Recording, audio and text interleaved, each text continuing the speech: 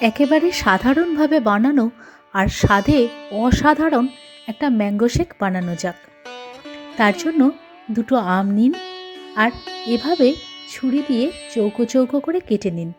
তারপর একটা চামচের সাহায্যে আমের চৌকো চৌকো অংশগুলো তুলে নিয়ে একটা সুন্দর গ্লাস বা সুন্দর একটা শেক জারের মধ্যে দিয়ে দিন।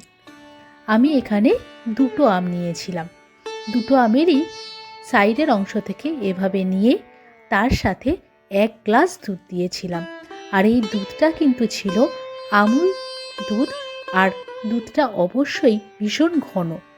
আর তারপরে এই আম আর দুধ মিক্সিতে খুব ভালোভাবে ঘুরিয়ে নিন।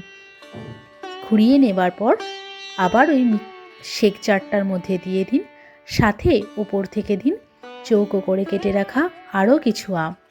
আর তারপরে ঠান্ডা ঠান্ডা সার্ভ করুন। খেয়ে বলুন তো কেমন লাগলো।